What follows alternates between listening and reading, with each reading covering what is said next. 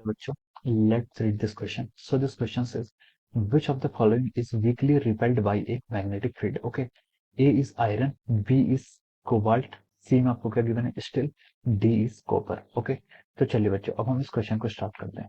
तो देखिए बच्चों इस क्वेश्चन का की कॉन्सेप्ट आप क्या लिख सकते हैं. The key concept of this question. इस क्वेश्चन में हमें क्या बताना है. इस क्वेश्चन में बताना है कि कौन सा जो सब्सटेंस है इनमें आयरन स्टील कोबाल्ट कॉपर ये क्या करता है. This is repelled by the magnetic field. ये क्या करता है weekly repelled by the magnetic field. Okay, तो देखिए बच्चों इस क्वेश्चन का की कॉन्सेप्ट आप क्या लिख सकते हैं. Diamagnetism. क्या diamagnetism is the key concept of this question. Okay, तो हम क्या लिख सकते हैं. Diamagnetism is the key concept of this question. और डाई मैग्नेटिज्म क्या है इस क्वेश्चन का कॉन्सेप्ट है. और जो मटेरियल्स क्या करते हैं वीकली रिपेल्ड होते हैं उन मटेरियल को क्या बोलते हैं हम डाई मैग्नेटिक मटेरियल्स. ओके, तो देखिए बच्चों डाई मैग्नेटिक मटेरियल्स क्या होते हैं. डायमैग्नेटिक मटेरियल्स ऐसे मटेरियल्स होते हैं जो क्या करते हैं जब हम क्या करते हैं एक्सटर्नल मैग्नेटिक फील्ड हम अप्लाई करते हैं. जब हम एक्सटर्नल मैग्नेटिक फील्ड अप्लाई करते हैं तो वो क्या होते हैं आपके वीकली रिपेल्ड होते हैं. ओके, देखिए बच्चों मैं आपको बता रहा हूँ आपका डायमैग्नेटिक का फिनोमिना क्या होता है.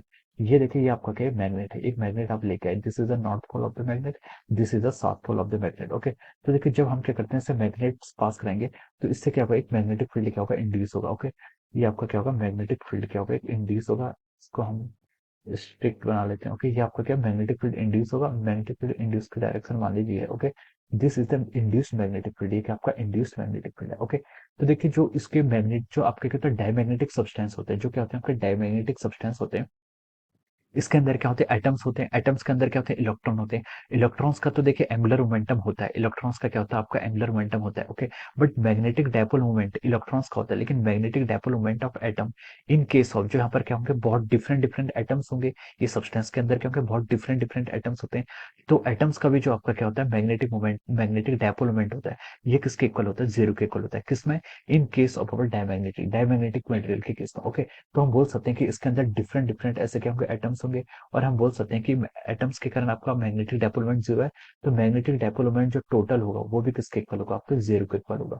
कितना होगा आपका टोटल भी जीरो के इक्वल होगा. ओके, लेकिन जब हम क्या करते हैं मैग्नेटिक फील्ड अप्लाई करते हैं तो देखिए डायमैग्नेटिज्म क्या होता है आपको from the Faraday law of electromagnetic induction. Faraday law of electromagnetic induction से हम क्या बोल सकते हैं जब हम क्या करेंगे इसमें स्ट्रॉन्ग मैग्नेटिक फील्ड अप्लाई करेंगे तो देखिए क्या होता है इसके अंदर क्या बनती है लूप्स बन जाती है. इसके अंदर क्या बनती है छोटी छोटी ऐसी करंट की लूप्स आ जाती हैं. These are the current loops. क्या छोटी छोटी छोटी है इसलिए हम इनको क्या बोल सकते हैं लोकलाइज्ड करंट लूप बन जाती है. ये लोकलाइज्ड करंट लूप क्या करती है ये क्या करती है जो आपका मैग्नेटिक फील्ड चेंज हो रहा है उसको क्या करती है अपोज करती है. तो ये अब क्या करती है करंट फ्लो कराती है इस डायरेक्शन में आपकी तरफ से अपवर्ड स्क्रीन के पीछे की तरफ से डाउनवर्ड. ओके, इस डायरेक्शन में आपकी करंट आती है. ओके, तो ये क्या कोशिश करती है इस मैग्नेटिक फील्ड का अपोज करने के लिए. तो ये इस डायरेक्शन में क्या करती है अपने तरीके से करंट को क्या करती है फ्लो कराती है. कब होता है देखिए जब आपका मैग्नेटिक फील्ड आप एक्सटर्नली क्या करते हैं अप्लाई करते हैं. तो इसके कारण जो मैग्नेटिक फील्ड आएगा बी इंड्यूस वो इस डायरेक्शन में आएगा. ओके, वो क्या आएगा आपका वो आपका लेफ्ट डायरेक्शन में आएगा. This will be the direction of our B induced. Okay, ये हर लूप में देखिए आपका इस डायरेक्शन पे आएगा. हर लूप में आपका देखिए हर जो आपकी लोकलाइज्ड करंट है ये आपकी this will be the direction of our B induced. Okay, तो देखिए हम क्या लिख सकते हैं अब जो नेट मैग्नेटिक फील्ड होगा इनसाइड वो किसके इक्वल होगा B net inside the diamagnetic material.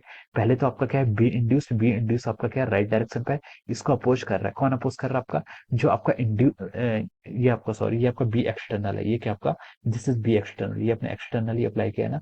तो this is our B external. ये आपका क्या मैग्नेटिक फील्ड एक्सटर्नल है.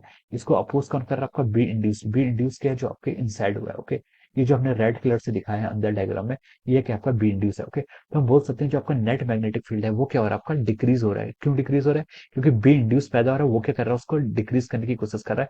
तो हम बोल सकते हैं कि ये आपका बिहेव क्या करेगा. देखिए ये आपका इसमें देखिए ये आपका मैग्नेटिक डायपोल मोमेंट अगर इस डायरेक्शन को है तो हम बोल सकते हैं it will behave like a north pole it will behave like a south pole. तो ऐसे यहाँ पर बहुत सारे north pole south pole north pole south pole होंगे. तो ये सब आपके क्या कर लेंगे कैंसिल करने लग जाएंगे और सिर्फ आपके कॉर्नर्स पर बच जाएगा एक नॉर्थ और यहाँ पर साउथ. ओके, तो अब देखिए अब ये नॉर्थ ये आपका साउथ और नॉर्थ है.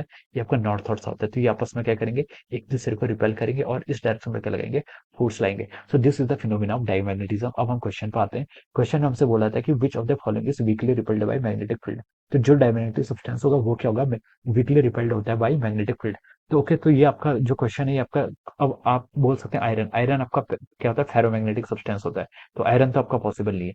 बी में क्या गिवन है कोबाल्ट. कोबाल्ट भी आपका फेरोमैग्नेटिक सब्सटेंस होता है. ये भी पॉसिबल नहीं है. सी में गिवन है स्टील. स्टील भी आपका फेरोमैग्नेटिक होता है. ओके, स्टील भी अलॉय होता है लेकिन ये फेरोमैग्नेटिक होता है. ओके, डी में क्या गिवन है कोबाल्ट. Cobalt sorry copper.